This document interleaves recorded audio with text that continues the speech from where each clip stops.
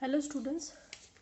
पिछले वीडियो तक हमने क्या कर लिया, सिंपल हार्मोनिक ऑसिलेटर को हम लोग पढ़ रहे थे और उसमें हमने उसके लिए डिफरेंशियल इक्वेशन है ना, आइगन वैल्यू और आइगन फंक्शन हम लोग फाइंड कर चुके हैं। ठीक है, अभी इसी सिंपल हार्मोनिक ऑसिलेटर में आगे ठीक है प्रायिकता घनत्व को हम लोग पढ़ेंगे। मतलब नॉर्मली एक प्रोबेबिलिटी डेंसिटी क्या होती है, प्रोबेबिलिटी करंट डेंसिटी क्या होती है, वो हम लोग जानते हैं, हम लोग पढ़ चुके हैं, फर्स्ट यूनिट में ही हम उसको पढ़ चुके हैं। ठीक है, लेकिन सिंपल हार्मोनिक ऑसिलेटर के लिए जो प्रोबेबिलिटी डेंसिटी होगी वो क्या होगी, ठीक है, क्लासिकल फिजिक्स के हिसाब से कितनी होगी, क्वांटम के हिसाब से कितनी होगी। ठीक है, तो उस चीज़ को फिर अपन कंपेयर भी करेंगे।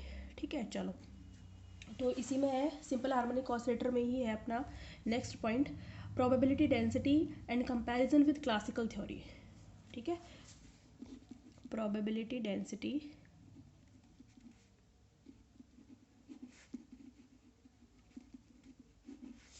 एंड कंपैरिजन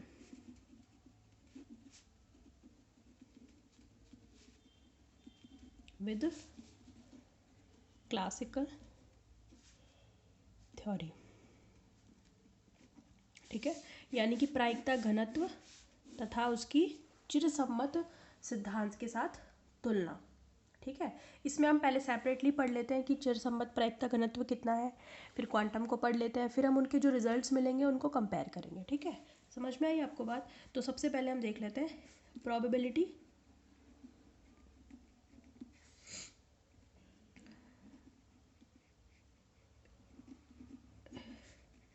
अच्छा, क्लासिकल प्रोबेबिलिटी डेंसिटी। ठीक है, क्लासिकल प्रोबेबिलिटी डेंसिटी यानी कि चिरसम्मत प्रायिकता घनत्व। सबसे पहले हम देख रहे हैं कौन सा, क्लासिकल देख रहे हैं। ठीक है, अब देखो क्लासिकली सिंपल हार्मोनिक ऑसिलेटर को अभी जब मैंने ये टॉपिक शुरू किया था तो समझा दिया था, हालांकि हम उसको फर्स्ट ईयर में पढ़ चुके हैं मैकेनिक्स में कि क्लासिकल जो हमारे पास सिंपल हार्मोनिक ऑसिलेटर होता है वो क्या होता है। ठीक है, उसमें हम उसकी पोजीशन निकाल चुके हैं, इक्वेशन को भी सॉल्व कर चुके थे, सॉल्यूशन भी निकाल चुके थे, पोजीशन भी निकाल चुके थे, एनर्जी भी निकाल चुके थे, कौन कौन सी energy, kinetic energy, potential energy और टोटल एनर्जी भी निकाल चुके थे। तो वहाँ वो सारे एक्सप्रेशन अब मैं यहाँ पे डायरेक्ट काम लेने वाली हूँ। वो कैसे आए वो आपके है नहीं, फर्स्ट ईयर में थे, आपको आने चाहिए। अगर आपको जानना है तो आप फर्स्ट ईयर में नोट्स जो है आपने रखे होंगे उनको खोल के देखो, वहाँ पे सारी चीज़ें निकाल रखी हैं। ठीक है, तो हम लिखेंगे for one dimension classical simple harmonic oscillator, classical simple harmonic oscillator, the displacement कितना होता है, x is equals to A sine omega T, यानी कि एक विमीय चिरसम्मत सरल आवर्ती दोलक के लिए जो विस्थापन की समीकरण होती है वो ये होती है x is equals to A sine omega T. ठीक है, इक्वेशन 1 डाल सकते हैं अपन इसको। यहाँ पर a क्या है, कैपिटल A आयाम है, यानी कि एम्पलीट्यूड है किसका, सिंपल हार्मोनिक ऑसिलेटर का। ओमेगा क्या है, फ्रीक्वेंसी, एंगुलर फ्रीक्वेंसी, कोणीय आवृत्ति है किसकी, सिंपल हार्मोनिक ऑसिलेटर की। समझ में आ गई? तो आप यहाँ से v निकाल सकते हो, v भी हमने निकाला हुआ है, देयरफॉर v कितना होगा, यानी कि velocity of S H O, velocity of classical S H O कितनी होती है, हमने वहाँ पे निकाली हुई है सारी चीज़। ये निकाल लो ना, यहाँ पे D X by D T इसको अवकलन कर लो तो कितना आएगा, A omega cos omega T, energy of S H O है ना, क्लासिकल की बात कर रही हूँ है ना, बार बार नहीं बताऊँगी। हाफ एम वी स्क्वायर होती है। ठीक है, तो कितनी हो जाएगी, half M omega square A square. ठीक है, हाफ एम वी स्क्वायर होती है, इसी का हमने स्क्वायर किया हुआ है पूरे का, और पूरे को हमने कैलकुलेट किया हुआ है। अब ये कैसे आई, कहाँ से आई, क्यों आई, इसके लिए आप फर्स्ट ईयर में जाओ मैकेनिक्स में, मैंने पूरा समझा रखा है आपको। ठीक है, वहाँ के नोट्स आप खंगालो। ठीक है, चलो, E is equals to half M omega square A square, ये क्या होती है, ये आई तो E is equals to half M V square से ही है, लेकिन हम जानते हैं कि वेलोसिटी ये कौन सी है, रेखीय लीनियर वेलोसिटी, और ये एंगुलर वेलोसिटी, तो इन दोनों में एक रिलेशन होता है ना, वो आप लोगों को पता होना चाहिए, उसी से हमने इसको कैलकुलेट किया है। ठीक है, अब यहाँ पर ये जो ए है वो क्या है, जब मैंने classical simple harmonic oscillator starting में बताया था तो मैंने बताया था कि ए वर्तन बिंदु कहलाते हैं। ठीक है, वर्तन बिंदु या टर्मिनल पॉइंट्स टर्निंग पॉइंट्स कहलाते हैं। समझ में आ गई? तो हम बता देंगे कि for classical S H O turning points are placed at X is equal to plus minus A. ठीक है, ये X is equal to plus minus A वो पॉइंट होता है जहाँ से हमारा पार्टिकल जो है वो वापस लौटता है। भाई यही तो है हमारे पास क्लासिकल, एक ये हमारे पास वेल है। तो यहाँ पे पार्टिकल ये वाले बिंदु जो मैंने बताए थे जहाँ पर एनर्जी ई है, half M omega square A square, ये वाली। तो वर्तन बिंदु यहाँ पर आपका माइनस ए आता है और यहाँ पर प्लस ए, टर्निंग पॉइंट आता है। जैसे ही पार्टिकल यहाँ तक गया तो यहाँ पर आकर उसकी वेलोसिटी क्या हो जाती है, जीरो हो जाती है। जीरो हो गई तभी तो वो ऊपर नहीं गया, होती तो वो और ऊपर जाता। तो यहाँ पे इस पर्टिकुलर टर्निंग पॉइंट पर पहुँचने के बाद पार्टिकल पर अपोजिट डायरेक्शन में फोर्स लगता है, जिससे वो वापस अपने इक्विलिब्रियम पॉइंट पर आता है। इक्विलिब्रियम पोजीशन कौन सी है, ये वाली। यहाँ पे पार्टिकल की इक्विलिब्रियम पोजीशन है। ठीक है, अब वो यहाँ पर आते आते उसकी मैक्सिमम काइनेटिक एनर्जी हो जाती है, मैक्सिमम होती है, इसीलिए ये ऊपर जाता है। समझ में आ गई बात। लेकिन यहाँ फिर टर्निंग पॉइंट पर आकर उसकी काइनेटिक एनर्जी जीरो हो जाती है।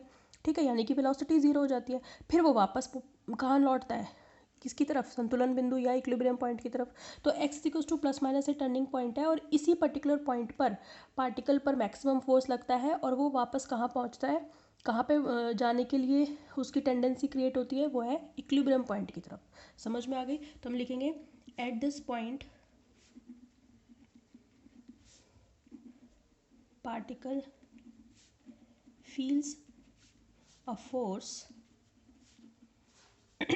To return the equilibrium point, यानी कि संतुलन बिंदु की ओर लौटने के लिए कण पर एक बल महसूस होता है। समझ में आ गई बात आपको, ये इसी वर्तन बिंदु पर। समझ में आ गई। एक्स की जो वैल्यू है आप और निकाल सकते हो, X equal to plus minus A है और एक्स की वैल्यू जो है साथ में क्या होती है, plus minus under 2e/m omega square. ठीक है, ये भी कैसे आई है, एनर्जी वाली फॉर्म से। समझ में आ गई। अब ये सब चीज़ें मैं बोल रही हूँ ना, ये चीज़ें बार बार नहीं बताऊंगी, ये फर्स्ट ईयर में classical simple harmonic oscillator first year का टॉपिक है, सब चीज़ें कैलकुलेट कर चुके हैं अपन। समझ में आ गई बात आपको। ठीक है, चलो बाकी देखो इसी से निकाली है, फिर भी मैं आपको बता देती हूँ। ये तो आपको पता ही होना चाहिए भाई, E is equal to half M omega square A square है ना। और ए किसके बराबर है, एक्स के बराबर है, तो यहाँ से निकाल लो ना, X square is equal to 2e/m omega square और अंडर रूट कर दिया। समझ में आ गई, क्योंकि X is equal to plus minus है एट दिस पॉइंट, एक्स की वैल्यू ये भी है। समझ में आ गई बात आपको, इसी से निकालिए, इसी फॉर्मूले से। समझ में आ गई। बाकी ये कहाँ से आया, फर्स्ट ईयर। ये कहाँ से आया, ये तो डिफरेंशिएट करके ही आया। और एनर्जी कहाँ से आई, फर्स्ट ईयर। समझ में आ गई। चलो अब जो है बात आती है प्रोबेबिलिटी डेंसिटी की, जो हमारा मेन पॉइंट है। ठीक है, तो पहले तो देख लेते हैं कि अकॉर्डिंग टू क्लासिकल जो फिजिक्स है प्रोबेबिलिटी डेंसिटी क्या होती है। समझ में आ गई बात आपको। तो लिखेंगे according to classical theory the probability density, ये डेफिनेशन इंपॉर्टेंट है, the probability density of a particle in SHO between x and dx, between ऐसे लिखो, between x and x plus dx। ठीक है, तो अंतराल कितना हो गया, dx अंतराल हो गया, between x and x plus dx is the time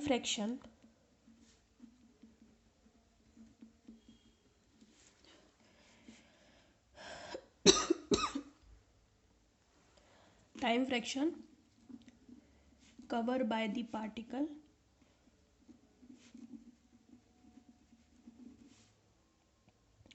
in a particular distance।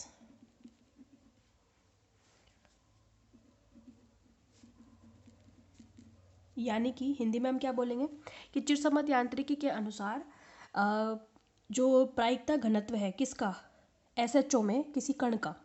ठीक है, यानी कि सरल आवर्ती दोलित्र में किसी कण का प्रायिकता घनत्व जो होता है वो x तथा x प्लस dx के मध्य व्यतीत किया गया समय अंश है। ये मैंने बोला ना, टाइम फ्रैक्शन, व्यतीत किया गया समय अंश है इन अ पर्टिकुलर डिस्टेंस, यानी कि एक निश्चित दूरी में।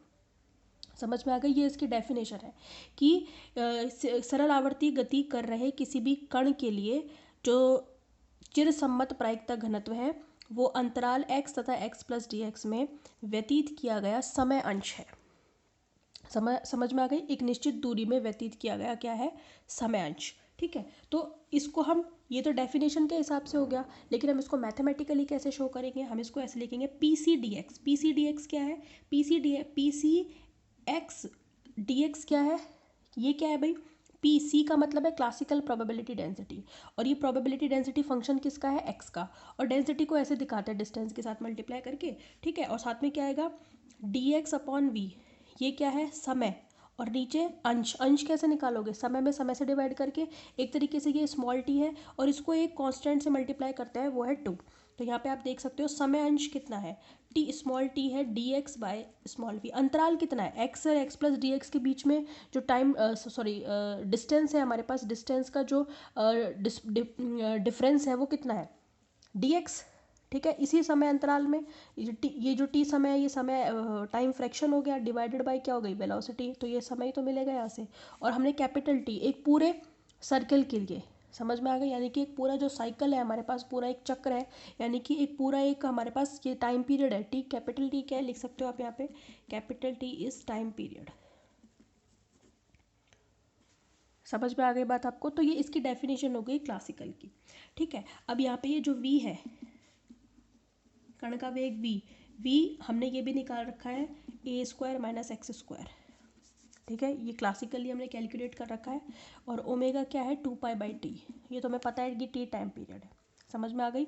तो ये जो हमारे पास ये मैंने बड़े ब्रैकेट में बंद किया है, ये किसको बताएगा, टाइम फ्रैक्शन को, समय अंश, समय अंश का मतलब है समय में समय से डिवाइड करना है, तो एक पूरे साइकिल के लिए जो टाइम पीरियड है, एक पूरे चक्र में जो समय लगेगा वो कैपिटल टी है, और उसको वो अंतराल तय करने में कितना समय लगेगा वो है D x upon we.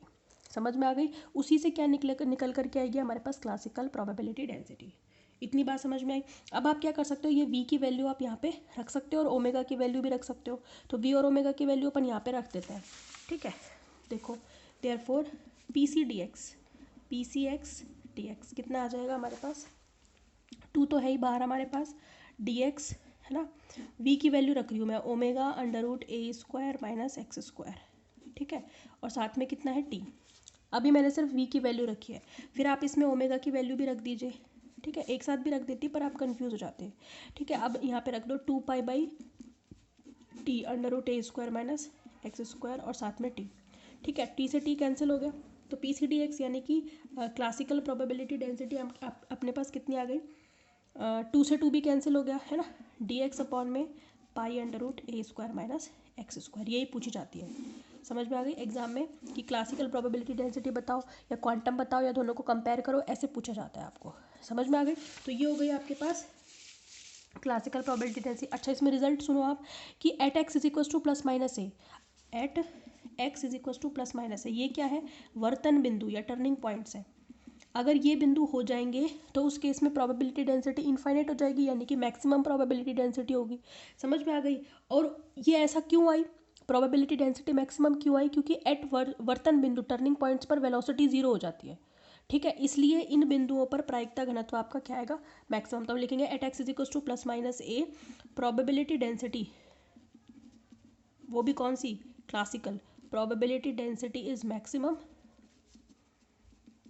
since at x is equals to plus minus a, velocity of particle v is equals to 0। समझ में आ गई, क्योंकि कण के, भाई मैंने बताया ना अभी आपको, यहाँ पर आकर कण की वेलोसिटी जीरो ही तो होती है, तभी तो वो नीचे आना शुरू होता है, वेलोसिटी होती तो और ऊपर जा सकता था। समझ में आ गई। तो ये है पूरा आपका क्लासिकल प्रोबेबिलिटी डेंसिटी। तो आपको बताना है पोजीशन क्या होती है, वेलोसिटी, एनर्जी, वर्तन बिंदुओं पर क्या होती है, फिर डेंसिटी की डेफिनेशन बतानी है आपको कि समय अंश के बराबर एक निश्चित दूरी में जितना समय अंश वो तय करता है या व्यतीत करता है वो हो गई। वी की वैल्यू ये भी हमने कैलकुलेट कर रखी है ना, ओमेगा इज इक्वल्स टू ये सारी वैल्यू रखी है हमने, और ये हमारे पास क्लासिकल प्रोबेबिलिटी डेंसिटी आ गई। समझ में आ गई बात आपको। Equation number 2। अब आप आ जाओ क्वांटम नंबर 2 पे, आपकी आ जाएगी quantum probability density.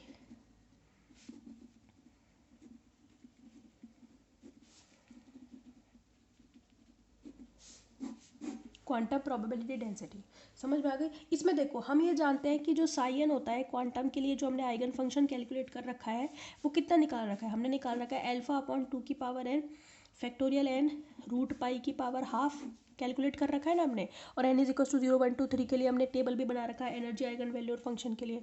E is equal to minus का y² बाई 2 HN है ना, और साथ में y।